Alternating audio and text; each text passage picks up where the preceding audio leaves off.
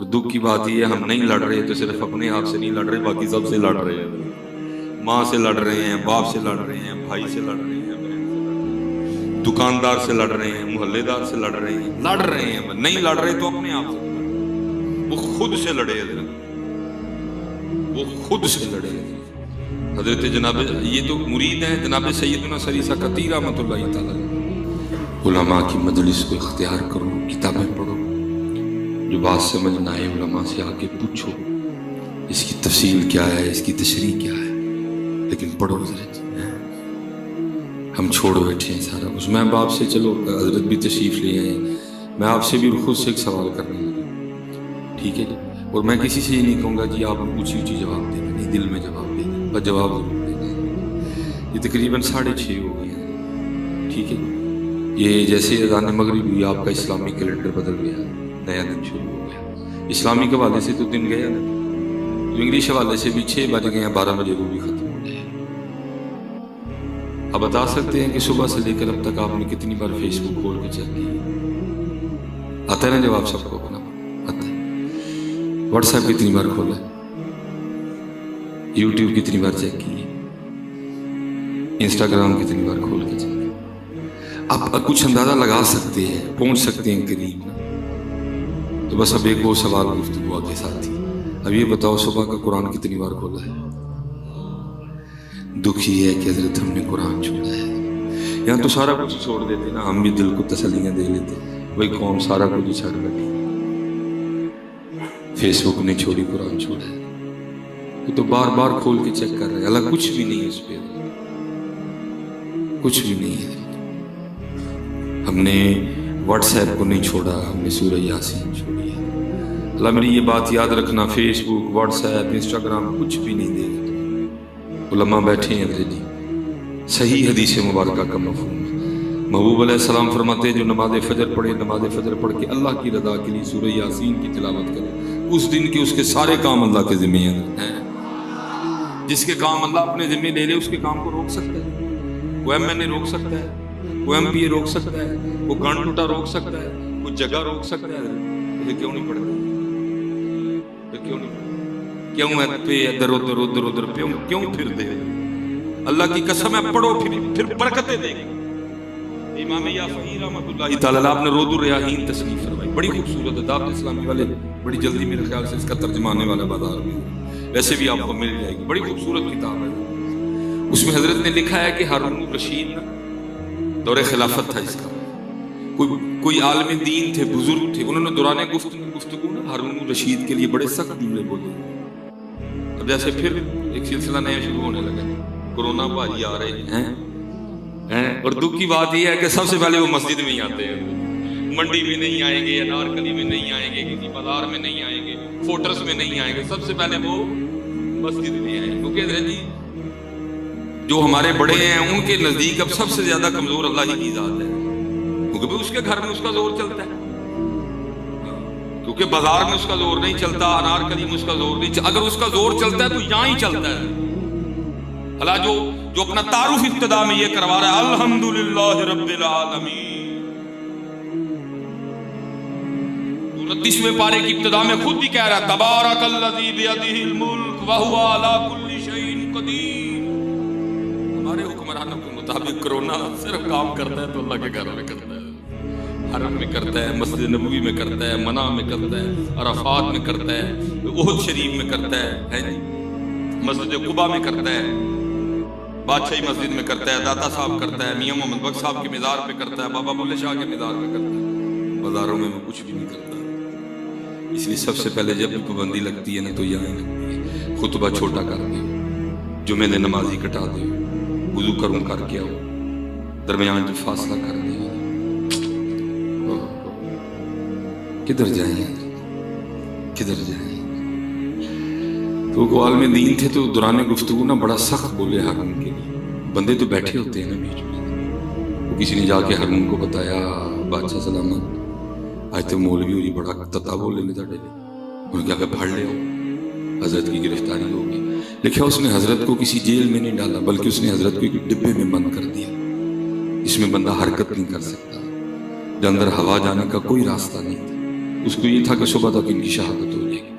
امام صاحب نے لکھا ہے کہ صبح جب آ کے ہارون اپنے دربار میں بیٹھا، کسی سپاہی نے آ کے کان میں عرض کی، حضرت وہ مولانا صاحب جو کل ڈبے میں نہیں بند کروائے؟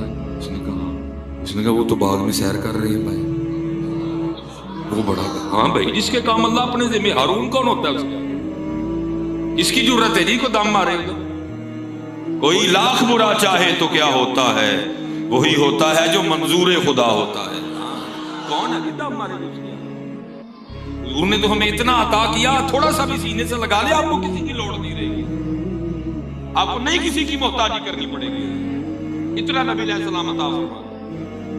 سورہ یاسین دی، سورہ واقعہ دی، سورہ رحمان دی، سورہ ملک دی، آیت کریمہ دی، آیت الکرسی دی، لیکن ہم نے سارا کچھ چھوڑ کے نا فیس بک نماسی بنا دیا۔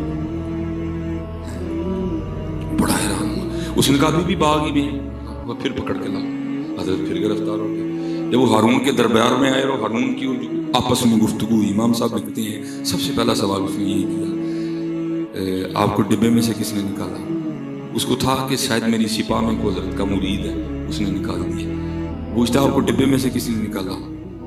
آپ نے فرمایا جو مجھے باغ میں لے کے گیا۔ پھر پوچھتا آپ کو باغ میں کون لے کے گیا؟ آپ نے فرمایا جس نے مجھے ڈبے سے نکالا۔ اب ہارون فاضل آدمی تھا، اتنا بھی ان پڑھ تھا، فاضل تھا۔ وہ لکھا اپنا سر پکڑ کے کہتے ہیں یہ کتنی عجیب بات ہے۔ تو آگے سے کہتے ہیں ہارون یہ بتا تیرے اور میرے رب کی کون سی بات عجیب نہیں ہے؟ غور تو کرو، کیا گاجر عجیب نہیں ہے؟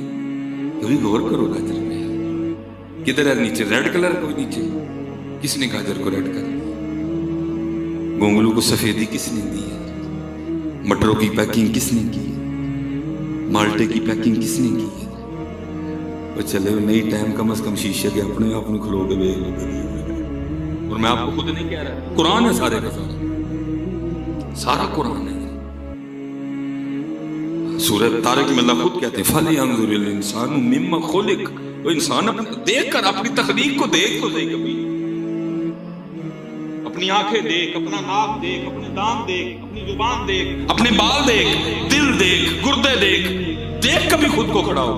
فَلْيَنظُرِ الْإِنسَانُ مِمَّ خُلِقَ خُلِقَ مِن مَّاءٍ دَافِقٍ یخرج من بین الصلب والترائب۔ دیکھ اپنے آپ کو، ہم نے نہیں نہ دیکھا۔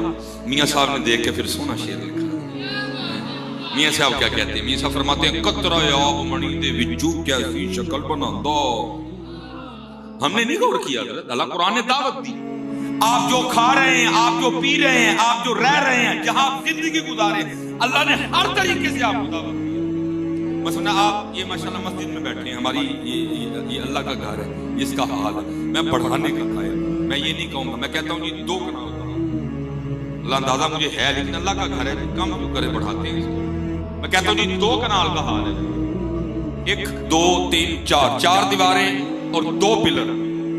انہوں نے حضرت آپ کی اس چھت کو اٹھا رکھا ہے۔ کوئی ایسا بندہ حضرت جو یہ دعویٰ کرے 4 دیواریں اور 2 پلر نکالو، میں پھر چھت کھڑا کر کے بتاؤں، ڈھونڈنے سے نہیں ملے گا۔ اللہ قرآن میں آپ کو دعوت دیتے ہیں بندیا، تیرا نکاح جہا چھت 2 پلراں تے 4 کندھاں تو بغیر نہیں کھلوندا، کدی باہر نکل کے ساڈا بھی تے ویکھنا ہے۔ الم ترو کیف خلق، الم ترو کیف خلق، الم ترو کیا تو نے نہ دیکھا، کیفا کیوں کر خلق اللہ 7 سماوات طباقا، اور تیرا ایک کھڑا نہیں ہوتا، ہم نے 7 کھڑے کر رکھے ہیں۔ دیکھی، لیکن دیکھی کون؟ دیکھی کون؟ دیکھا کرو جلوے بکھرے پڑے ہیں۔